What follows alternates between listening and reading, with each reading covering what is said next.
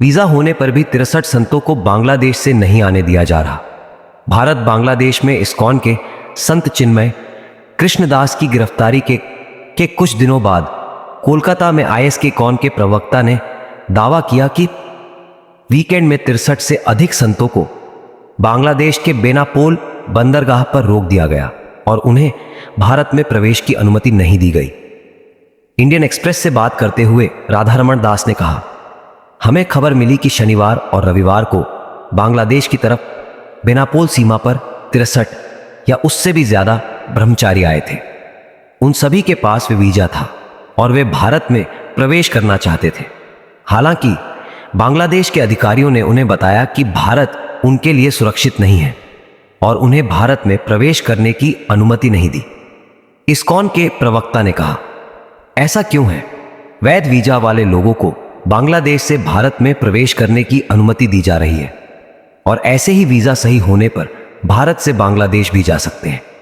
ISKCON का आरोप, visa होने के बावजूद हमारे संतों को बांग्लादेश से भारत आने नहीं दिया गया।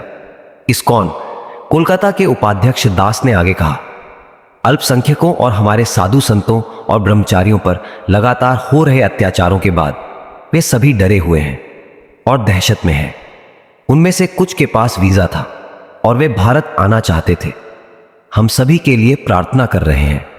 उन्होंने कहा कि हम चिन्मय कृष्णदास के लिए भी प्रार्थना कर रहे हैं, जिन्हें आज एक बार फिर अदालत में पेश किया जाएगा। इस्कॉन के अनुसार 54 संत शनिवार को बांग्लादेश के बेनापोल बंदरगाह पहुंचे थे और रविवार दोपहर तक 9 अन्य भिक्षु वहां पहुंच गए।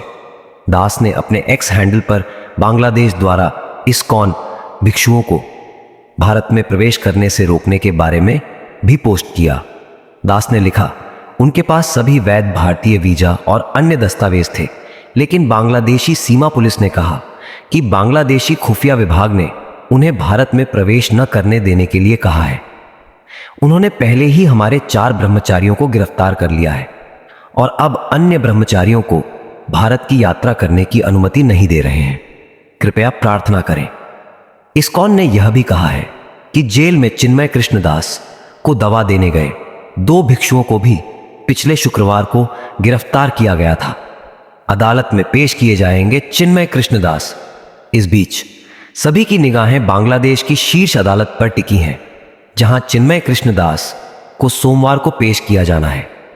सम्मिलित सनातनी जागरण जोत के नेता दास को 25 नवंबर को बांग्लादेश पुलिस ने गिरफ्तार किया था।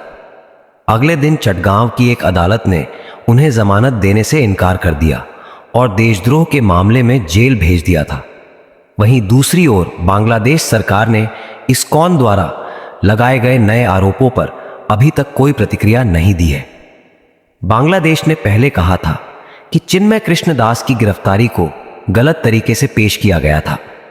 साथ ही सरकार ने यह भी कहा कि उनकी गिरफ्तारी विशिष्ट आरोपों पर आधारित थी और देश में अल्पसंख्यकों पर कोई व्यवस्थित हमला नहीं हुआ है।